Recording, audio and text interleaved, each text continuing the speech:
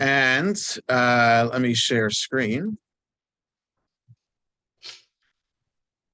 There we go. Trying to make this bigger. Okay, good. So, okay.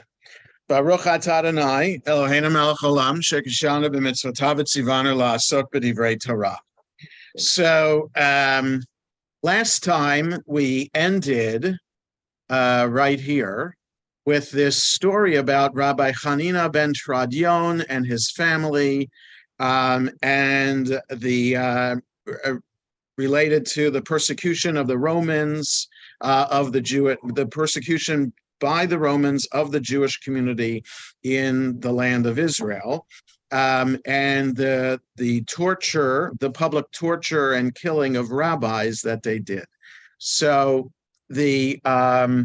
so we had this story of Hanina ben Tradion and the executioner, who both made it into the world to come. So we spoke about that a little bit as well. So now, since we talked about Rabbi Hanina ben Tradion, the Gemara goes on to tell a story about somebody related to Rabbi Hanina ben Tradion.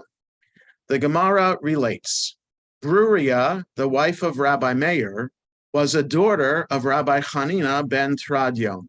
Okay, so this is common. There are a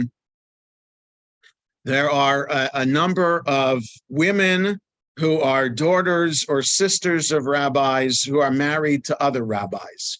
So there is the wife of Rabban Gamliel is also the sister of Rabbi Eliezer, I think, and there's a story about her keeping track of Rabban Gamliel or Rabbi Eliezer, making sure they're not praying because she knew what they would be praying for. And there are a number of relationships like that, which isn't surprising because it is a small, tight-knit community. But there's lots of stories about Bruria, as I alluded to last time. And even though she's a woman, and I don't mean to sound sexist by saying that, it's within the context of the Gemara 1,800, 1,500 years ago. Even though she's a woman, she is quite knowledgeable of Torah and the rabbinic methodology, and she's quite the scholar by herself. So the Gemara relates, Bruria, the wife of Rabbi Meir, was a daughter of Rabbi Hanina ben Tradion. She said to Rabbi Meir, it is a disrespectful matter for me that my sister is sitting in a brothel. You must do something to save her, right? That was from the story before of what happened to Hanina ben Tradion's family. So you must do something to save her. Rabbi Meir took a vessel full of dinars and went. He said to himself, if no transgression was committed with her, a miracle will be performed for her. If she committed a transgression, no miracle will be performed for her, right? So she's the Hanina ben Tradion's wife, who is Bruria's sister. So Bruria is upset about what happened to her sister, and so Meir is willing to save her as long as this woman, the daughter of Hanina ben Tradion, is maintained her integrity in the brothel. So I would only say that if Jewish women were forced into these as sex slaves and whatnot, it would be very hard for them to prevent themselves from being used. All right, so Rabbi Meir might be adding a condition which might be impossible. Okay, so if she committed a transgression, no miracle will be performed for her, meaning I might not be able to save her. Rabbi Meir went and dressed as a Roman knight and said to her, accede to my wishes, that is, right? Okay, the English here, engage in intercourse with me. She said to him, I am menstruating and cannot. He said to her, I will wait. She said to him, there are many women in the brothel, and there are many women here who are more beautiful than I. He said to himself, I can conclude from her responses that she did not commit a transgression, as she presumably said this to all who come. All right, so from his dressing as a Roman knight, trying to have his way with her. Now, imagine this. He could have forced himself on her anyway if he was a Roman knight, and he was just testing her. So did he give himself away by being such a nice guy? Right? So just think about the context. Roman knights, why would they care about what is happening with the woman, and why would they even ask permission to have their way with her? Okay, so it's just interesting aspect of the story. So he deduced from what she said that she maintained her integrity in that dire circumstance. Rabbi Meir went over to her guard and said to him, give her to me. The guard said to him, I fear that if I do so, I will be punished by the government.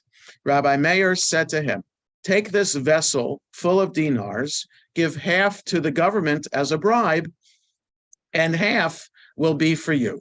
The guard said to him, but when the money is finished, what shall I do? Rabbi Meir said to him, say, God of Meir, answer me, and you will be saved. The guard said to him, and who can say that this is the case, that I will be saved by this utterance? Rabbi Meir said to him, you will now see. There were these carnivorous dogs that would devour people. Rabbi Meir took a clod of earth, threw it at them, and when they came to devour him, he said, God of Meir, answer me. The dogs then left him alone, and after seeing this, the guard gave the daughter of Rabbi Hanina ben Teradion to Rabbi Meir. Ultimately, the matter was heard in the king's court, and the guard, who was brought and taken to be hanged, said, God of Meir, answer me. They then lowered him down, as they were unable to hang him. They said to him, what is this? He said to them, this was the incident that occurred, and he proceeded to relate the entire story to them. They then went and engraved the image of Rabbi Meir at the entrance of Rome, where it would be seen by everyone, and they said, anyone who sees a man with this face should bring him here. One day, Romans saw Rabbi Meir and ran after him, and he ran away from them and entered a brothel to hide. Some say he then escaped capture because he saw food cooked by Gentiles and dipped this finger in the food and tasted it with that other finger, and thereby fooled them into thinking that he was eating their food, which they knew Rabbi Meir would not do. And some say that he escaped detection because Elijah came, appeared to them as a prostitute, and embraced Rabbi Meir. The Romans who were chasing him said, heaven forbid, if this were Rabbi Meir, he would not act in that manner. Rabbi Meir arose, fled, and arrived in Babylonia.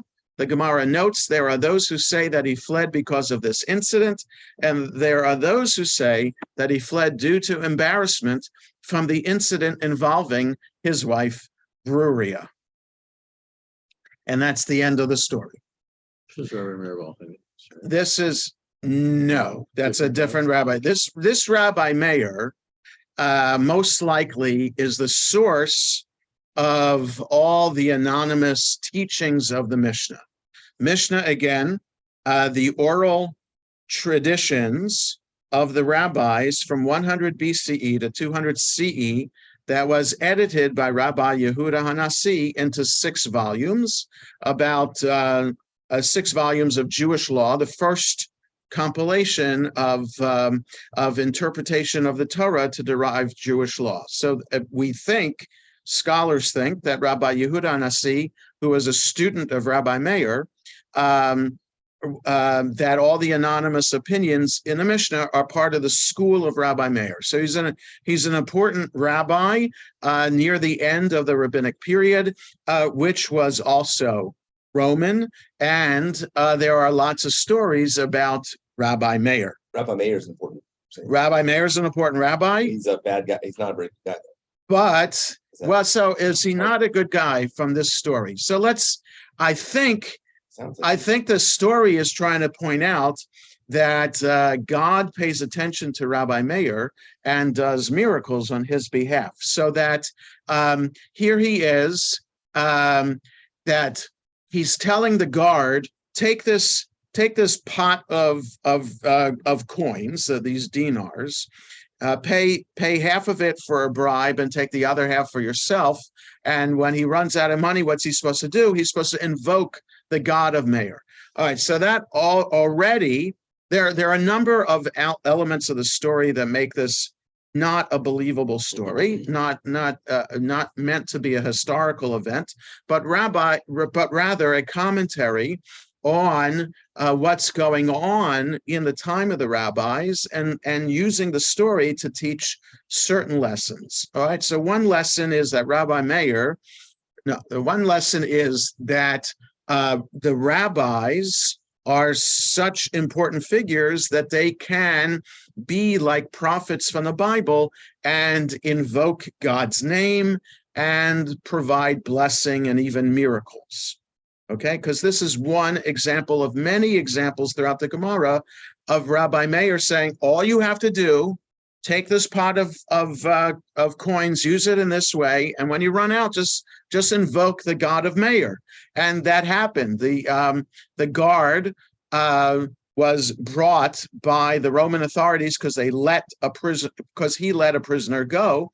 They were going to hang him. He invoked the God of Meir, and he was saved. He wasn't hanged.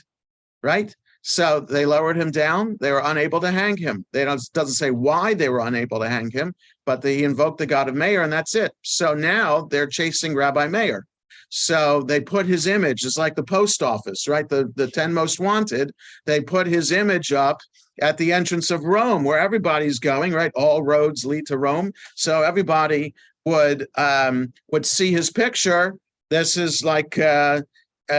so Meir knows he has to go into hiding, but because everybody's after him. And you would imagine that there's also like a reward.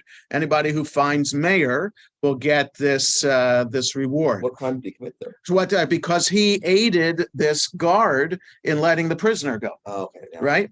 So they saw Rabbi Meir in wherever they saw him. Whether it was in Rome or someplace else in the Roman Empire, they saw Rabbi Meir, and then he went into a brothel to hide, right? Because why would Rabbi Meir go into a brothel? So must not be Rabbi Meir, because Meir's thinking, well, if I go someplace where they're not expecting me to be, maybe they'll think it's not me. So he goes into the brothel, and then he also pretends to eat treif. Right, so he dips a finger into Gentile food, right? It's treif. And he dips one finger in, but then he licks another finger, not the one that had the food on it, but another finger. It can't be Meir. He wouldn't eat treif. So they kept on going and they let Meir go. But Meir escapes to Babylonia, which is not part of the Roman Empire. And so how was it that he was able to escape detection? Because Elijah came. So that's another element that the rabbis use in stories. Elijah appears in lots of stories, kind of as a guardian angel, a savior at the last moment, someone who comes to answer questions about what's going to happen in the future. Because Elijah, the story in the Bible is that Elijah the prophet had a student, Elisha. So Elijah passed the mantle of prophecy onto Elisha, and then the story in the Bible goes that Elijah ascended heaven in a fiery chariot. So it doesn't say he died. It says that he ascended heaven in a fiery chariot. So what does that mean? So according to the rabbis, then Elijah isn't dead. He's still alive, and living. He's immortal in heaven. And his job is, according to the rabbis, he'll be the one to herald the time of the Messiah. So the prophets talk about this time in the future when all Jews will return to the land of Israel, and the descendant of King David will once again rise on the throne in Jerusalem. And that descendant of David will ride into Jerusalem riding a white donkey, led by Elijah. Okay, which, as I've said before, is why in the Christian Bible, Jesus rode into Jerusalem before his crucifixion, riding a white donkey. Okay, so because early Christians were Jews, they knew the stories in the Bible about what the end time was supposed to be. If they thought Jesus was the Messiah, well, he has to ride into Jerusalem then on a white donkey. If he's riding on a white donkey, then he'll prove to everybody, or at least the Jews, that he's the Messiah. Okay, so that's just a note about how important that story was in as a foundational story among the stories of the Jewish people. Okay, the story of what the end of days will be. So Elijah is used by the rabbis to come down for important people to save the day. So they think that Elijah appeared as a prostitute and embraced Rabbi Meir, who in that act saved Rabbi Meir. Because why would Rabbi Meir go to a prostitute? It couldn't be him. Therefore, the Romans were deceived and they kept on going. Okay, the question then at the end of the story is, there are those who say that he fled to Babylonia because of this incident, and there are those who say that he fled due to embarrassment from the incident involving his wife, Bruriah. The note says, the Gemara, so it's left out of the Gemara here what the incident involving Bruriah is, but that Rashi has a comment on it. So Rashi's comment is not here on the page. Rashi is the main commentator to the Talmud. So if we remember the scheme of things, Mishnah is edited in 200 CE, Talmud is edited in 500 CE, Rashi lived 1000 CE. So he lived 1,000 years ago, and he's the main commentator. He's the glue, he's the key to help making the Gemara more understandable, because remember, the Gemara is just the bold print here, written in kind of outline form, kind of hard to say, kind of hard to understand. So Sefaria is a great app which makes all of Jewish texts accessible to everyone. Sefaria. Much of it is available in English translation, and there are many, many other important Jewish books, whether they're philosophy, halachic texts, sacred texts. They're all available on Sefaria. So I have it on my phone.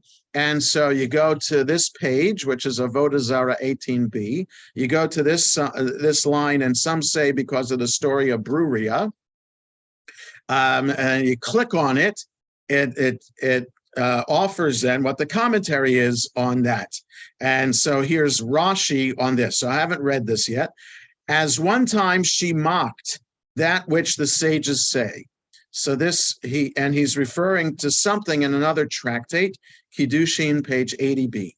The conviction of women is weak about them. So I think that means women are weak. Okay.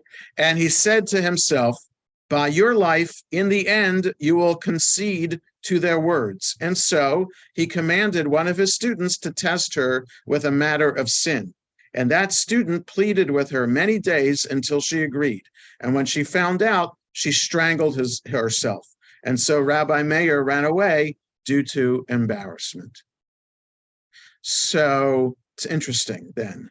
Okay, so her sister, if this is true in the context of these stories, then this story began with Bruria herself being concerned about her sister being in a brothel. And her sister withstood Rabbi Meir's pretending about being a Roman knight and asking to be with her. She withstood her advances. And here in this story, Bruria is not withstanding the advances of a mere student. All right, so that's how this story comes full circle then, according to Rashi. So this story, let me say this about the story. I said last time that Bruria is held up to be a model among Jewish women today of a scholar, someone who bucked tradition and still wanted to study, wanted to be Jewish, wanted to be as Jewish as her husband, Rabbi Meir, and wanted to learn as much as her husband did. So because of that, there are women's seminaries within the Orthodox and ultra-Orthodox world that are named after her. So if this story is this kind of brings her down a notch or two off of her pedestal, if that's the case about Bruria. So again, it's in the commentary of Rashi. It's not in necessarily the Gemara itself. There are other stories that come to mind. There's a famous story about Meir and Bruria had twins. And Meir's at shul on Shabbat, and in those days you spend all day in shul on Shabbat. Their twins died during Shabbat. She did not go to tell Rabbi Meir that the twins had died. She wanted him to stay in shul to keep on studying, and only when he came home did she allude to the fact that the deposit was returned to its owner, instead of saying directly, "Our children died." So that's a famous story that I remember hearing about Bruria, just about her. Just despite this tragic event that happened in their life, she understands that if God deemed that her children needed to die, then that's the case, and that they were returned to their owner.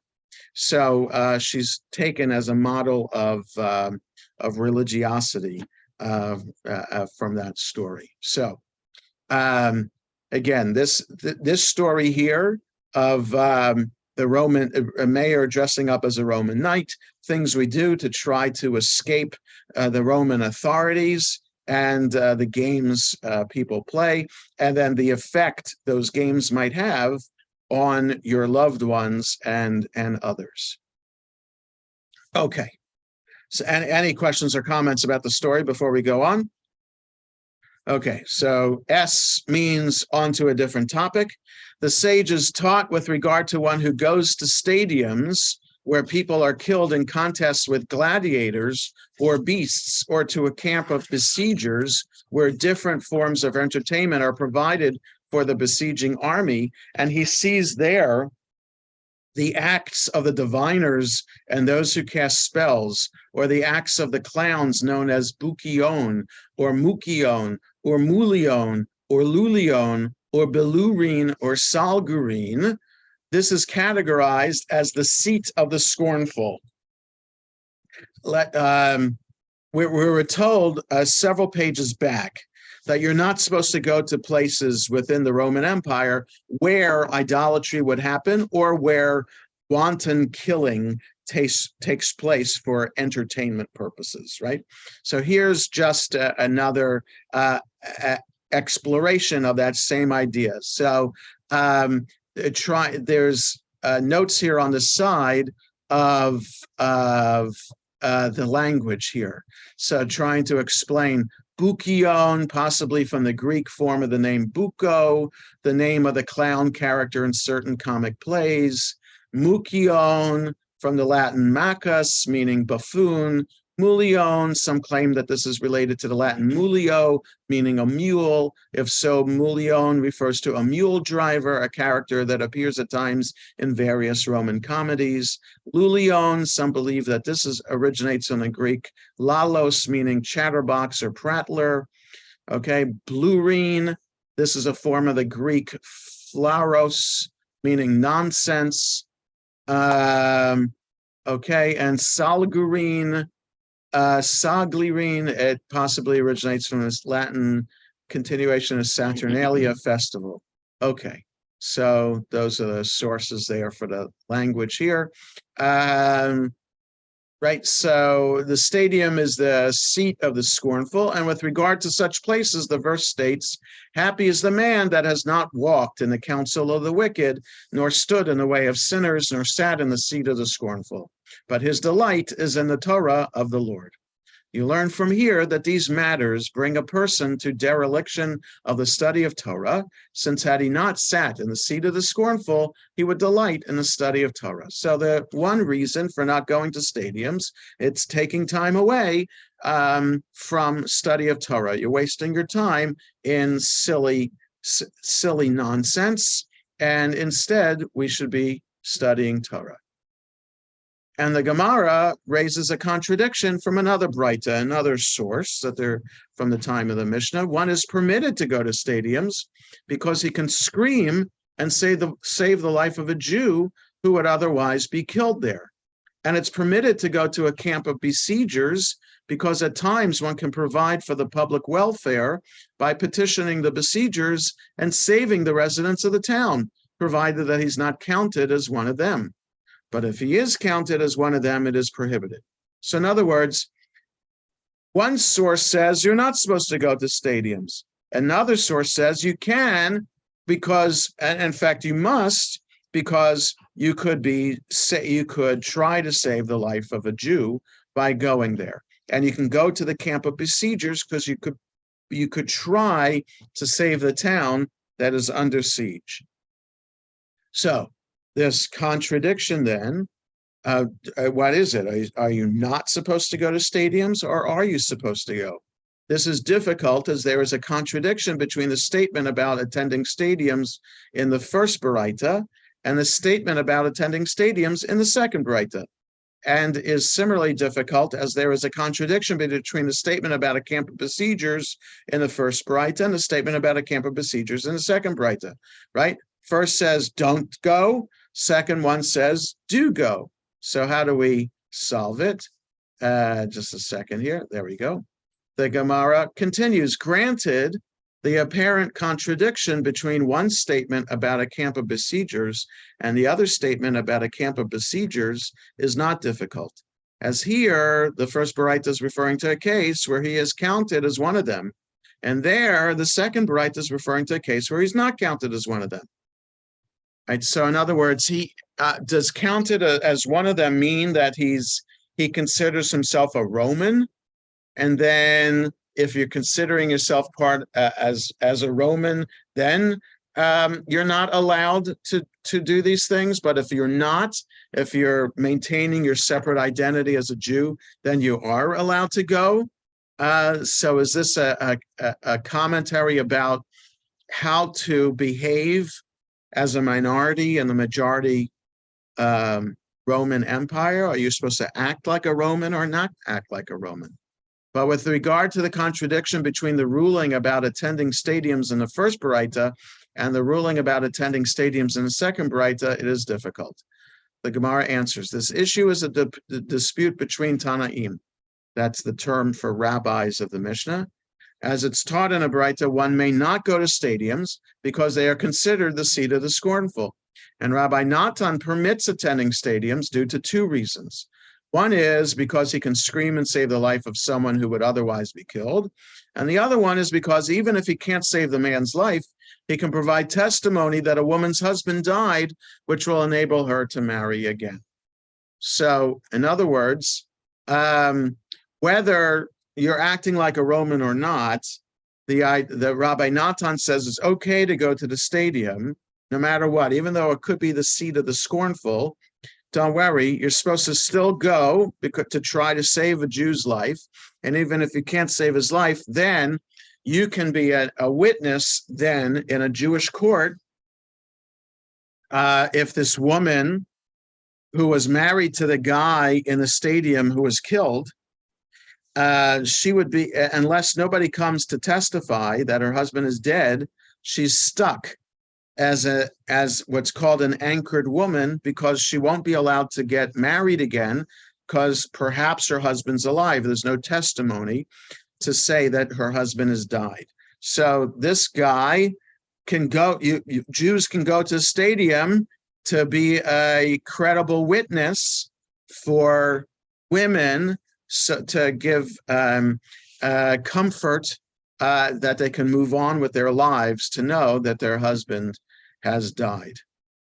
The sages taught, one may not go to theaters or circuses because they sacrifice offerings there to objects of idol worship. This is a statement of Rabbi Meir, the same Rabbi Meir from the story. And the rabbis say it is prohibited to go to a place where they sacrifice offerings due to suspicion of idol worship. And it's also prohibited to go to a place where they do not sacrifice offerings due to it being considered the seat of the scornful. So in other words, the rabbis are saying it's prohibited to go to theaters and circuses, whether they offer sacrifices or not, because they are the seat of the scornful. Whereas Rabbi Meir might be saying if they don't offer sacrifices there, would be okay to go to theaters and circuses. So there's the minority opinion, Rabbi Meir, it's okay to go to theaters and circuses if they don't offer sacrifices there. The majority opinion, the rabbis, no, never good to go to theaters and circuses because whether there's sacrifices or not, they're still definitely the seat of the scornful. The Gemara asks, what's the practical difference between the opinion of the rabbis and that of Rabbi Meir? After all, according to both opinions, it's prohibited to attend theaters or circuses.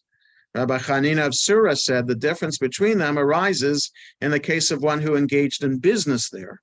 According to Rabbi Meir, the profits are forbidden as the proceeds of idol worship, as Rabbi Meir maintains that the Gentiles certainly worship idols at theaters and circuses.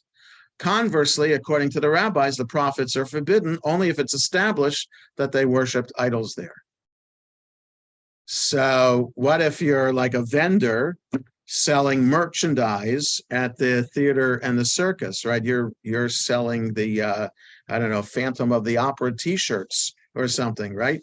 And are you, as a Jew, are you allowed to do that in the stadium or the theater or the circus itself? And the answer is no, you're not allowed to do business there, as only if they're not worshiping idols. If they're not worshiping idols, then it's okay to do business there. Okay. Apropos the earlier discussion of the evils of scornfulness, the Gemara cites several statements that criticize such behavior. Rabbi Shimon ben Pazi taught, what is the meaning of that which is written, happy is the man that has not walked in the counsel of the wicked, nor stood in the way of sinners, nor sat in the seat of the scornful? So this is the very first verse of the book of Psalms. Since he did not walk in the counsel of the wicked, how could he stand with them? And since he did not stand, how could he sit with them? And since he did not sit with them, how could he have scorned? Right? So happy is the man that has not walked in the counsel of wicked, nor stood in the way of sinners, nor sat in the seat of the scornful. Right? So the rabbi's asking, how is this logistically possible? And since he did not sit with them, how could he have scorned? Since he never joined the company of the wicked, he would have no reason to be involved with them in any manner. Rather, the verse serves to say to you that if he walked with the wicked, he will ultimately stand with them. And if he stood with them, he will ultimately sit in their company.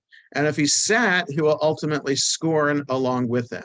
And if he scorned, the verse says about him, if you are wise for yourself. And if you scorn, you alone shall bear it. Rabbi Eliezer says, concerning anyone who scoffs, suffering will befall him, as it is stated, now therefore do not be scoffers, lest your sufferings be made strong. Similarly, Rava said to the sages who were sitting before him, please, I ask of you that you not scoff, so that suffering will not befall you.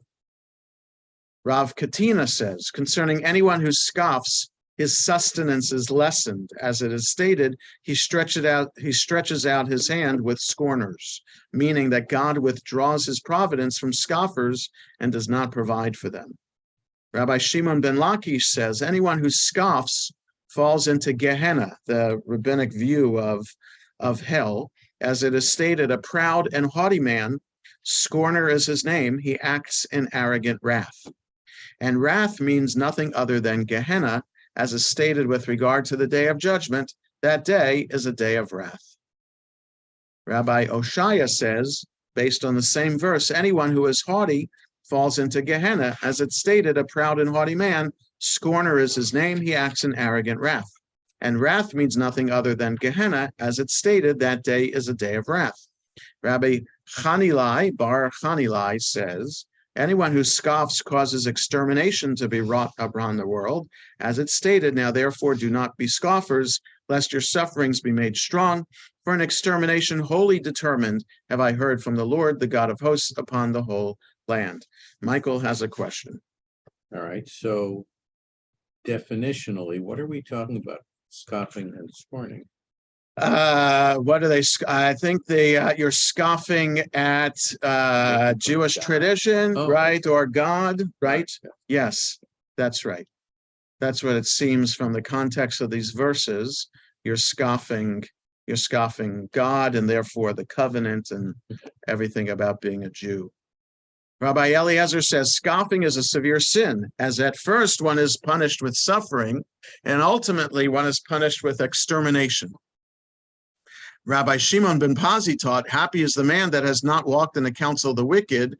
This is referring to the theaters and circuses of Gentiles.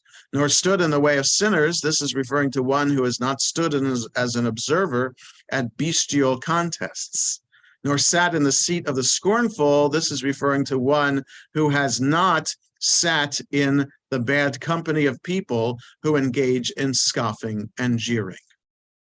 Lest a person say, since I did not go to theaters and circuses and did not stand in bestial contests, I will go and indulge in sleep. The verse states, and he meditates in his law day and night. This demonstrates that it's not sufficient simply to avoid transgressions. Rather, it's necessary to engage actively in Torah study. Okay, so that's just in case we say, oh, we're doing good by avoiding these things. No, it's not good enough. You have to be sure that you're proactively studying Torah. Okay, so it's not only should we be avoiding the bad things in society around us, we have to be sure to be taking time to do good and to study Torah. What does sleep have to do with that? So, well, the rabbis didn't think you needed so much sleep. And there are lots of renowned rabbis over the centuries who were known not to get so much sleep. Like Maimonides, for example, was during the day the chief doctor of the Sultan of Egypt. And at night, he studied and wrote to become one of the greatest scholars in the history of Judaism. So where did he have the time? So he wrote medical opinions as well. You know, he's as a doctor, he said what you needed in order to have a healthy life. So I don't know how many hours of sleep he said you needed to have. Scientists say today you need to have 7 or 8 hours of sleep every night to maintain a healthy body. But I think Maimonides had much less than 7 hours of sleep every night because of all, yeah. It says, I will indulge in sleep. Not that right. So okay, I'm avoiding these things, so I'll take a nap. And maybe I'm fulfilling what the verse is teaching, that all I have to do is avoid. So I'll take a nap while avoiding. So, and it's saying, no, the next verse says, verse 2 of Psalm 1, and he meditates in his law day and night. No, silly, the rabbis are saying. No, you just not only are you supposed to avoid, you're supposed to be proactive in doing this good thing of Torah study.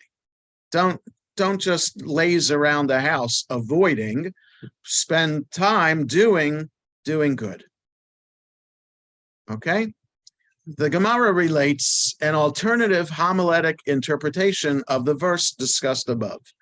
Rav Shmuel Bar Nachmani says that Rabbi Yonatan says, happy is the man that has not walked in the counsel of the wicked.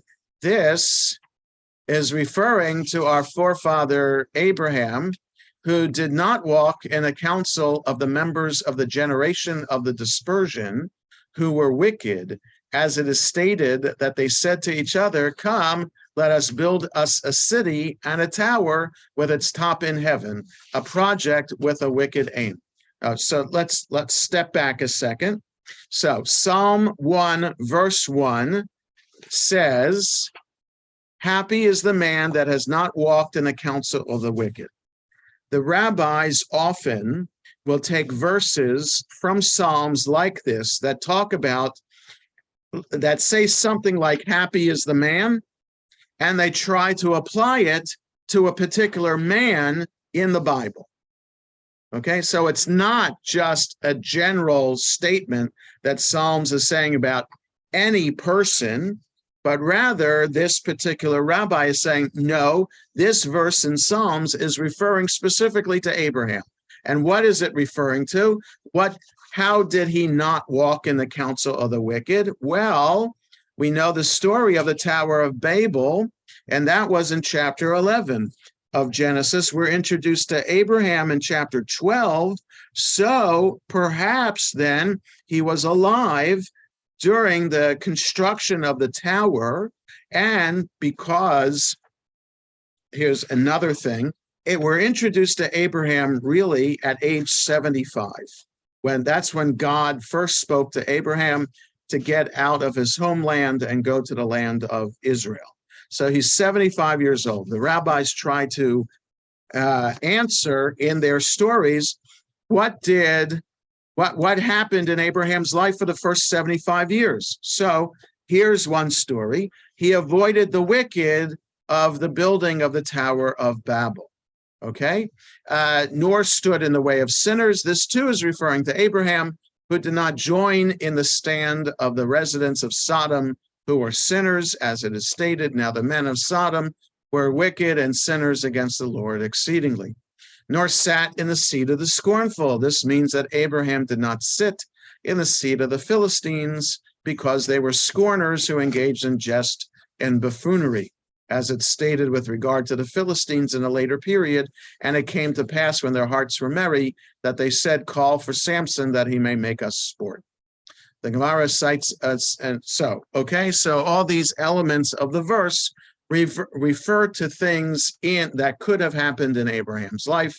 So to point out that Psalms isn't just about, or at least Psalm 1 isn't just about any person and how that person is supposed to be happy, but it's about Abraham and how great Abraham was.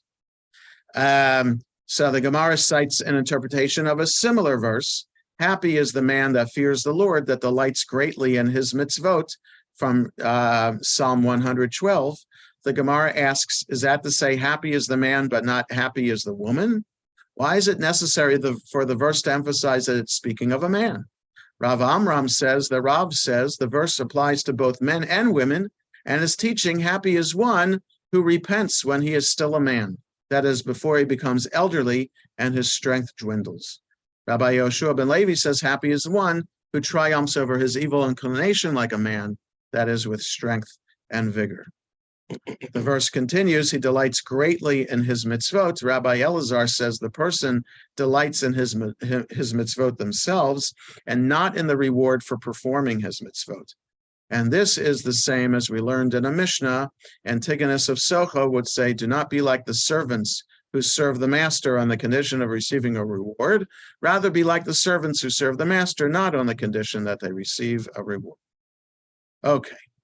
So the Gemara is spending time now, rather than talking about what to avoid when dealing with non-Jews, to dealing with what makes a person a good person, and the things that Jews are supposed to avoid in order to ensure that they are good, to study Torah and to observe the commandments. Okay, so being at a red S and going on to a different topic here, let's stop here for today. It's just about 10:20, and next Sunday, I just want to see what page 98.